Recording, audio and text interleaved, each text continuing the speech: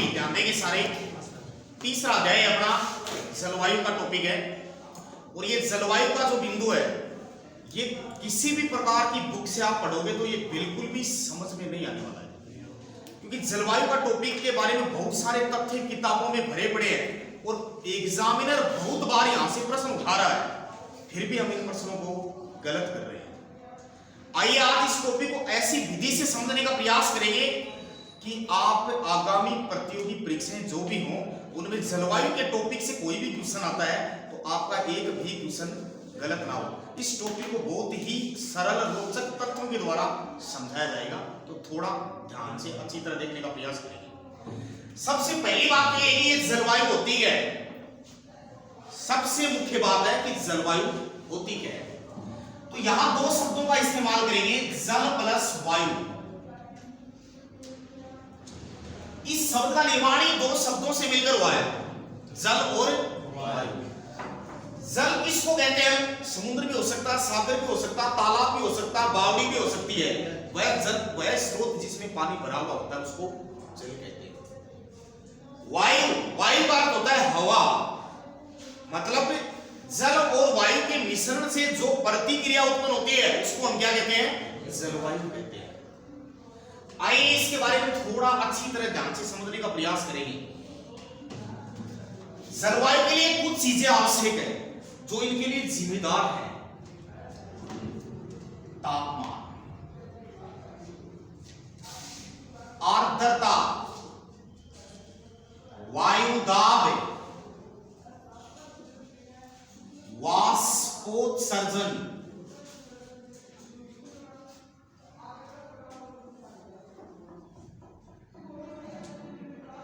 तापमान, आर्द्रता, वायुदाब, वाष्पोत्सर्जन, ये समस्त क्रियाएं हैं, इन्हीं से मिलकर जलवायु का निर्माण हुआ है और यही क्रियाएं जलवायु को प्रभावित करती हैं और यही क्रियाएं जलवायु का निर्माण करती हैं।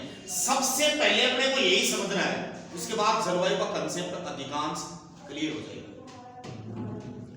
तापमान क्या होता है? यहां तापमान का अर्थ है कि सूर्य के प्रकाश से गिरने वाला तापमान, यानी सूर्य कितना तेज चमक रहा है उसका तापमान कितना है।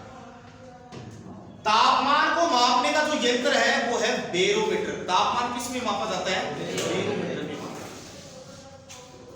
आर्द्रता, आर्द्रता माने होता है गीलापन, यानी नमी। गीलेपन को किस नाम से पुकारते हैं? आर्द्रता के नाम से। आर्द्रता मापने का जो यंत्र होता है उसको हाइग्रोमीटर कहते हैं। क्या कहते हैं? हाइग्रोमीटर।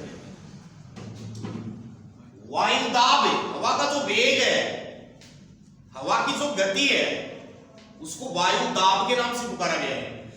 तो वायुदाब मापने का जो यंत्र है वो है बैरोमीटर। वायुदाब किस में मापा जाता है? बैरोमीटर में मापा जाता है। वाष्पोत्सर्जन, ऐसी ही एक क्रिया प्रतिक्रिया है जलवायु की। वाष्पीकरण के रूप में समुद्र में सूर्य का तेज तापमान बढ़ रहा है, वाष्प बनकर जल उड़ जाता है। ऐसी प्रक्रिया को थोड़ा आगे विस्तार से समझेंगे। तो वाष्पोत्सर्जन मापने का जो यंत्र है वो हाइग्रोमीटर है। क्या है? नहीं, फोटोमीटर है। वाष्पोत्सर्जन किस में मापा जाता है? फोटोमीटर में मापा जाता है। ये कुछ चारों चीजें हैं, इनकी आगे डिटेल से चर्चा होगी। पहली बात ये है कि जलवायु का निर्माण वास्तव में होता कैसे है और बदलती कैसे है जलवायु। नंबर 1, सबसे पहले जलवायु की सबसे छोटी जो इकाई है उसका नाम है मौसम। इससे कुछ बड़ी है उसका नाम है ऋतु। इससे कुछ बड़ी है उसी का नाम है। सबसे पहले अपने को ये तीन चीज अच्छी तरह समझनी है। मौसम किसे कहते हैं, ऋतु किसे कहते हैं, जलवायु किसे कहते हैं, इनका अर्थ समझे बगैर इस अध्याय की शुरुआत हम नहीं कर सकते। पहले इनका अर्थ जानना बहुत जरूरी आवश्यक है। मौसम 1 मिनट से लेकर कुछ दिन तक, अधिकतम 3 से 5 दिन तक, जब तापमान, आर्द्रता, वायुदाब, वाष्पोत्सर्जन एक समान दशा में होते हैं उसे मौसम कहते हैं। क्या कहते हैं उसे? एक मिनट से लेकर मैक्सिमम 5 दिन की अवधि है। कई बार कहते हैं ना आज बारिश का मौसम है, अचानक बदल जाता है, आज भयानक धूप पड़ रही है, तो मौसम कुछ पल की अवधि का नाम है, ये लंबे समय तक नहीं रहता है। ऋतु कुछ महीनों तक है। जब यही दशा एक समान दिशा में होती है, जब तापमान, आर्द्रता, वायु का वाष्पोत्सर्जन कुछ महीने तक एक समान दशा में होते हैं, उसको ऋतु कहते हैं। ये कुछ महीनों के लिए आती है। जलवायु जब यही दशाएं 30 वर्षों से लंबे समय से अधिक समय तक एक समान दशा में होती है, तो उसे हम क्या कहते हैं? जलवायु। क्लियर हो गई? तीनों बात समझ में आ गई? ये दशा जब कुछ पल के लिए है मौसम, यही दशा कुछ महीनों के लिए है ऋतु, यही दशा 30 वर्षों से अधिक समय के लिए है जलवायु। समझ गई इस बात? आगे ध्यान। प्रश्न ये आता है कि भारत की जलवायु कैसी है? तो आंसर मिलता है कि भारत की जो जलवायु है वो उष्णकटिबंधीय मानसूनी जलवायु है।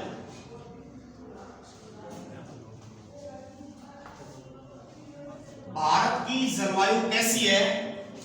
उष्णकटिबंधीय मानसूनी जलवायु है। इस शब्द को विश्लेषण करेंगे, समझेंगे इसको अच्छी तरह कि वास्तव में भारत में उष्ण जलवायु पाई जाती है या नहीं पाई जाती है। पहले इस शब्द पर ध्यान दीजिए, ये क्या है? उष्ण माने होता है गर्म। उष्ण का क्या होता है? गर्म। वो जलवायु तो क्या है? गर्म जलवायु।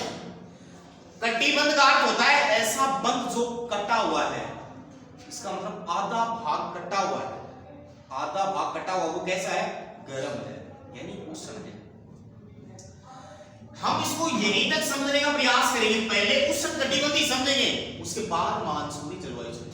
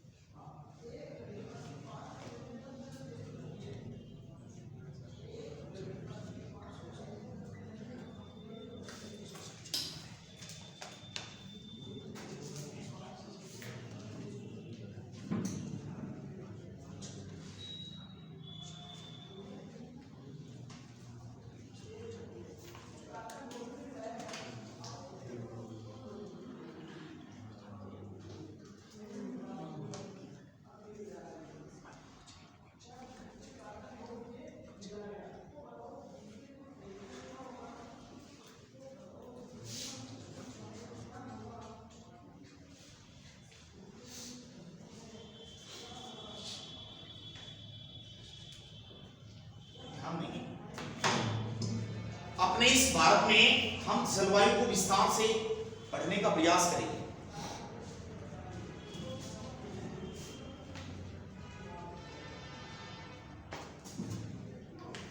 देखो, ये पृथ्वी है,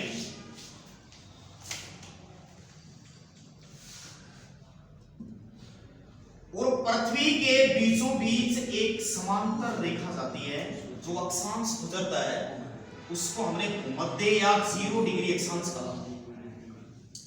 पृथ्वी के बीचों बीच से जाने वाली अक्षांश रेखा क्या कहलाती है? भूमध्य अक्षांश या विषुवत रेखा के नाम से जानी जाती है। समझ गई इस बात को? जिसका हमने अक्षांश और देशांतर में अच्छी तरह चर्चा की है। ये गोला है, इस गोले को 2 भागों में काट दिया, ये बंद है, इसको हमने काट दिया तो ये कटिबंध कहलाया। समझ गए इस बात को? इसके ऊपर उत्तरी गोलार्ध है, इसके नीचे दक्षिणी गोलार्ध है। दक्षिणी गोलार्ध में 23.5 डिग्री एक रेखा खींची जाती है, जिसको हमने मकर रेखा का नाम दिया है।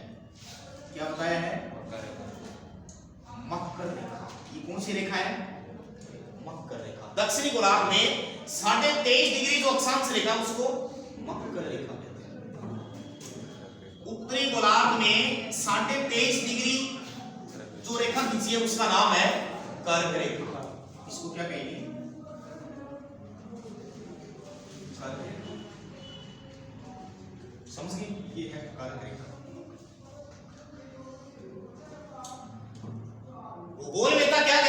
भारत की जलवायु है वो कैसी है? उष्णकटिबंधीय जलवायु है। परंतु भारत में तो सर्दी पड़ती है। देखिए क्या ये इनको मिटा दूं आप तीनों को, कोई समस्या नहीं है। ये सूर्य है,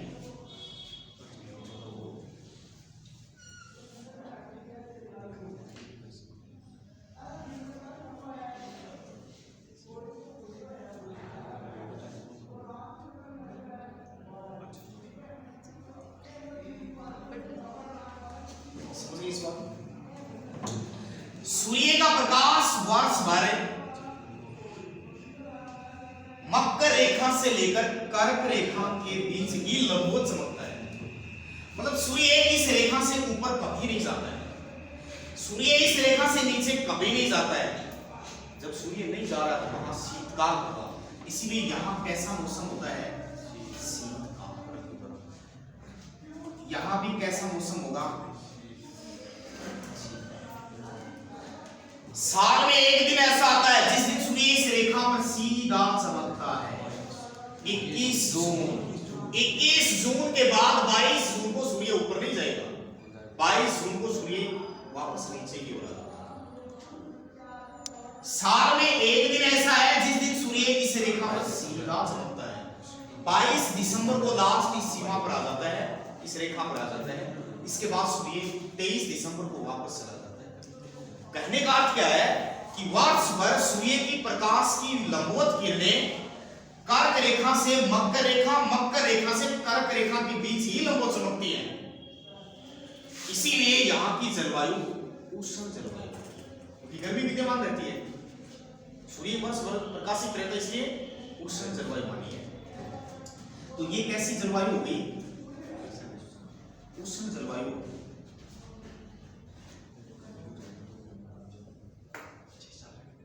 इस बात को कहेंगे हम उष्ण, समझ गए? कोई दिक्कत नहीं। यानी पूरे पृथ्वी के बीच में मध्य रेखा के सापेक्ष सूर्य का प्रकाश रहता है, इस वजह से जलवायु कैसी है? उष्ण जलवायु। एक बार सूर्य आता है तब इस रेखा पर सीधा चमकता है, एक बार सूर्य वापस जाता है तब इस रेखा पर सीधा चमकता है। इसका मतलब सूर्य भूमध्य रेखा पर 2 बार सीधा चमकता है, लंबवत चमकता है। कब? 21 मार्च और 23 सितंबर। 2 डेट ध्यान रखनी है अपने को। भूमध्य रेखा पर सूर्य लंबवत कब चमकता है? 21 मार्च और 23 सितंबर को लंबवत चमकता है। यदि सूर्य इस रेखा पर लंबवत चमकेगा तो उतना ही प्रकाश इधर जाएगा, उतना ही प्रकाश इधर आएगा। पूरी दुनिया में दिन रात की अवधि बराबर होगी। साल में 2 ऐसे दिन है जिसमें पूरी दुनिया में दिन रात की अवधि बराबर है, वो दिन है 21 मार्च और 23 सितंबर। जिस रेखा पर सूर्य सीधा चमकता है वो दिन सबसे बड़ा होगा, वहां मौसम गर्मी का होगा। कौन सी ऋतु होगी? ग्रीष्म ऋतु होगी। अगर वो दिन सबसे बड़ा है तो रात क्या हो गई? लंबी। सबसे छोटी होगी। जब दिन सबसे बड़ा है तो रात अपने आप ही क्या हो जाती है? छोटी हो जाती है। बताइए उत्तरी गोलार्ध का सबसे बड़ा दिन? उत्तरी गोलार्ध का सबसे छोटी रात 21 जून। सबसे छोटी रात 21 जून, सबसे बड़ा दिन भी 21 जून। मौसम कैसा है? गर्मी का। जबकि दक्षिणी गोलार्ध में विपरीत पाया जाएगा। अगर यहाँ का दिन जिस दिन बड़ा है तो यहाँ का दिन उस दिन छोटा होगा। यहाँ की रात जिस दिन छोटी है यहाँ की रात बड़ी होगी। यहाँ गर्मी है इसी दिन यहाँ सर्दी होगी। समझ गए इस बात? तो प्रश्न बताइए, दक्षिणी गोलार्ध का सबसे छोटा दिन 21 जून, क्योंकि यहाँ का दिन क्या है? बड़ा है, तो 21 जून का यहाँ का दिन क्या हो जाएगा? छोटा। दक्षिणी गोलार्ध की सबसे बड़ी रात 21 जून। अगर यहाँ का दिन छोटा है तो रात क्या होगी? बड़ी। और इस दिन गर्मी पड़ेगी, सर्दी पड़ेगी? यहाँ सर्दी। 21 जून को क्या पड़ेगी? सर्दी पड़ेगी। अब करते हैं 22 दिसंबर की बात। दक्षिणी गोलार्ध का सबसे बड़ा दिन 22 दिसंबर। दक्षिणी गोलार्ध का सबसे गर्म दिन 22 दक्षिणी गोलार्ध का सबसे छोटी रात 22 दिसंबर और 22 दिसंबर को ये यहां विपरीत हो जाएगा। बताइए उत्तरी गोलार्ध का सबसे छोटा दिन 22 दिसंबर। दिन यहां का बड़ा था, यहां का छोटा। उत्तरी गोलार्ध की सबसे बड़ी रात 22 दिसंबर, क्योंकि दिन छोटा था तो रात क्या हो गई? बड़ी हो गई। यहां दिसंबर के महीने में दक्षिणी गोलार्ध में भीषण गर्मी होगी, परंतु यहां दिसंबर में सर्दी मिलेगी, क्योंकि भारत मध्य रेखा के सापेक्ष उत्तरी गोलार्ध में, परंतु पूर्ण रूप से भारत उत्तर पूर्वी गोलार्ध का देश है। समझ गए इस बात को? ये बात क्लियर हो गई आपके कि भूमध्य रेखा के सापेक्ष उष्ण जलवायु है। यहां और यहां जलवायु कैसी है? शीतल जलवायु है। बर्फ सभी रहती है ध्रुवों पर, ठंडी जलवायु है। आइए अब थोड़ा सा आगे देखते हैं। हमें यह पता है कि भारत के मध्य से एक रेखा गुजरती है, कर्क रेखा, जो बिल्कुल मध्य से गुजरती है। तो आइए थोड़ा सा ध्यान देंगे, यहां से नीचे क्या है? समुद्र है। ये कौन सा सागर है? अरब सागर। दुनिया का सबसे बड़ा सागर दक्षिणी चीन सागर। दुनिया का सबसे बड़ा महासागर है प्रशांत महासागर। दुनिया का सबसे गहरा महासागर है, दुनिया का सबसे गहरा गर्त मेरियाना ट्रेंच जाना जाता है प्रशांत महासागर में। दुनिया की सबसे बड़ी झील कैस्पियन सागर। विश्व की सबसे बड़ी ताजे पानी मीठे पानी की सबसे बड़ी झील है लेक सुपीरियर झील है। दुनिया की सबसे गहरी झील है बेकाल झील, साइबेरिया रूस में है। दुनिया की सबसे ऊंची झील है टिटिकाका झील है। ध्यान देंगे, इधर क्या है? बंगाल की खाड़ी और इधर क्या है? अरब सागर। समझ गए इस बात को? भारत के बीचों बीच एक रेखा गुजरती है, इसको हमने नाम दे दिया कर्क रेखा। इसका हमने क्या नाम दिया है? कर्क रेखा। अब यहां समझिए, इसको मिटा दूं, कोई दिक्कत नहीं है।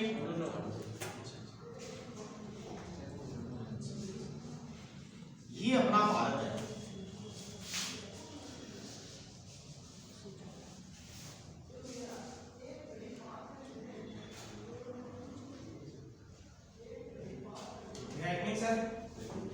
ये अपना भारत है। ये बात सही है, क्योंकि कर्क रेखा भारत के बीचों बीच गुजर रही है। आधा भारत शीतकाल में आता है और आधा भारत उष्ण में आता है। ये बात समझ में आ रही है क्या आपके? यहां जलवायु कैसी है? शीतल जलवायु है, शीतोष्ण जलवायु है। यहां की जलवायु कैसी है? उष्ण जलवायु है। आधे भारत की जलवायु उष्ण है और आधे भारत की जलवायु शीतोष्ण है। फिर भूगोल वेताओं ने इसे उष्ण जलवायु क्यों कहा? शीतोष्ण तो नाम ही नहीं दिया उन्होंने कहा कि भारत की जलवायु तो शीतोष्ण है ही नहीं, भारत की जलवायु तो उष्ण जलवायु ही है। ऐसा क्यों कहा उसने? तो ध्यान देंगे, यहां कटिबंध का इस्तेमाल कर दिया उन्होंने। ये बात सही है कि ये कटा हुआ है आधा भाग, इसीलिए कटिबंध का इस्तेमाल कर दिया उन्होंने। ये बात तो सही है, परंतु वास्तविकता ये है कि उष्ण जलवायु कैसे है, शीतोष्ण क्यों नहीं है, जबकि आधा भाग तो शीतोष्ण में आता है। भूगोल वेताओं के अनुसार ये बात है। आप समझिए कि ऐसा उन्होंने क्यों नहीं कहा। यहां एक पर्वतमाला है जिसके बारे में हम अच्छी तरह पढ़ चुके हैं, हिमालय पर्वतमाला है। कौन सी पर्वतमाला है? हिमालय पर्वतमाला है।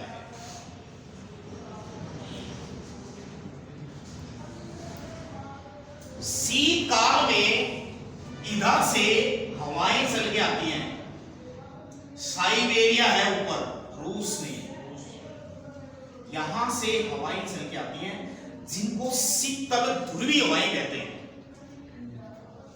ठंडी हवाएं आती हैं, उत्तर पूर्वी ध्रुवीय हवाएं, इतनी भयानक ठंडी हवाएं कि ये भारत में प्रवेश नहीं कर पाती है।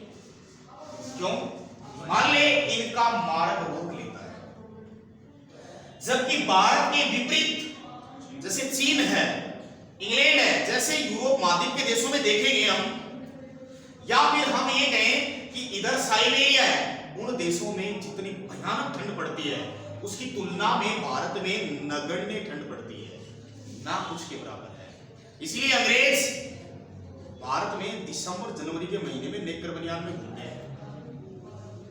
भारत में अंग्रेज दिसंबर जनवरी के महीने में घूमने के लिए आते हैं, नेकर बनियान में घूमते हैं। क्यों? उसको पता है कि भारत में सर्दी नहीं पड़ती है।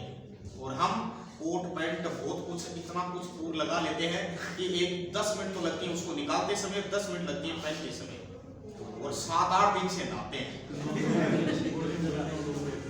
सोचिए कैसी विडंबना है कि भारत में बिल्कुल ही शीतकाल नहीं है, ये सारे भूगोल में कहते हैं, तब भी आप कहीं तो नहाते नहीं। हॉस्टल में 20 दिन से नहा रहे हैं कुछ बच्चे, अब नाम नहीं लूंगा।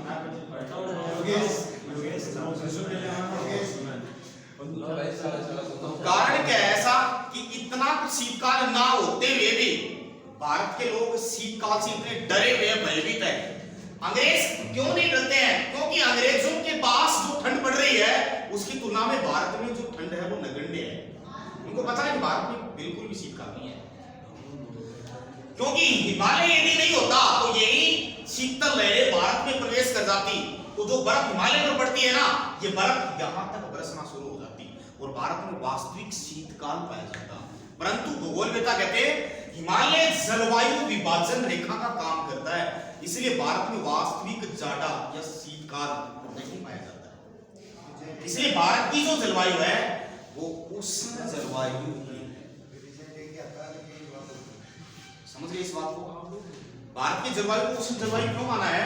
क्योंकि वास्तविक शीतकाल भारत में नहीं पाया जाता है। अन्यथा भारत के इस हिस्से में बहुत अधिक भीषण ठंड होती, इसलिए भारत में शीतकाल नहीं पाया जाता है। इसलिए भारत की जलवायु उष्ण जलवायु है। समझ गए इस बात को? बात करते हैं मानसूनी जलवायु, यानी मानसूनी जलवायु। मानसून शब्द है वो अरबी भाषा का शब्द है और इस शब्द की उत्पत्ति मौसम शब्द से हुई है। हिप्पोलस नाम करके एक अरब निवासी था, नाविक था, उसने इस शब्द का प्रयोग किया था। तो मानसूनी जलवायु का अर्थ यह है कि भारत में जो बारिश होती है किस तरीके से होती है। ये उत्तर की दिशा है, ये दक्षिण की दिशा है, ये पूर्व की दिशा है और ये पश्चिम की दिशा है। भारत में सबसे पहले जो मानसून आता है वो अरब सागर का मानसून आता है। ये मानसून इस क्रम में चलता है, हिमालय रोक लेता है। ये बारिश हिमालय के उत्तर में नहीं हो पाती है, इसलिए खूब मात्रा में मानसून करवा देता है। समझ गए इस बात को? बंगाल की खाड़ी का मानसून भी हिमालय रोक लेता है। इधर से भूमध्य सागर से विकिरण आती है या लहर क्या आती है जिसको पश्चिमी विक्षोभ कहते हैं, वो भी भारत में नगण्य मात्रा में पहुंच पाती है, जिसको माउंट कहते हैं। 2 मानसून भारत में गर्मियों में आते हैं और 2 मानसून भारत में सर्दियों में आते हैं। ये मानसून तो सर्दियों में आता है, इसको हमने माउंट के नाम से पुकार दिया, गोल्डन ड्रॉप से। परंतु ये मानसून जब आ जाता है तो हिमालय रोक लेता है। ये मानसून भारत में पूरे भारत में बारिश नहीं करता है, ये यहाँ कोरोमंडल तट पर ही बारिश करता है। ध्यान दीजिए कि मानसून किस तरीके से आता है।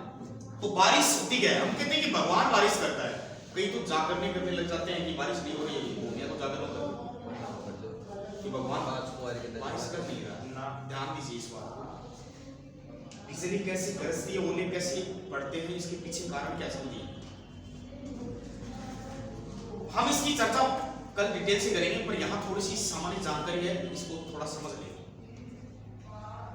सूर्य के तेज तापमान से महासागरों का जल है बिल्कुल गर्म हो जाता है।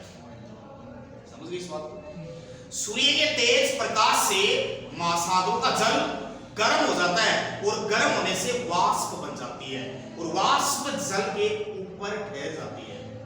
जैसे ही हवा चलती है वो हवा वाष्प को उड़ा ले जाती है और जहां नमी होती है वहां बारिश हो जाती है। ध्यान दीजिए, गर्मियों में जो हवाएं चलती हैं वो समुद्र से स्थल खंड की ओर चलेगी, जबकि सर्दियों में जो हवाएं चलती हैं वो स्थल खंड से समुद्र बारिश में प्रश्न पूछिए। गर्मियों के समय जो हवा चलती है वो समुद्र से स्थल खंड की ओर आएगी, जबकि सर्दियों में जो हवा चलती है वो स्थल खंड से समुद्र की ओर आएगी। इसीलिए गर्मियों में अत्यधिक बारिश होती है, क्योंकि हवा अपने साथ क्या लेके आती है? वाष्प लेके आती है। पर स्थल खंड से वाष्प कहां से लेके आई? समझ गए इस बात को? शीतकाल में सर्दी जब मतलब बारिश क्यों होती है, एक गर्मी में भी बारिश क्यों होती है, इसके पीछे का राज ये है। सर मई जून में सबसे तेज गर्मी पड़ती है, लेकिन जून में कभी बारिश नहीं होती।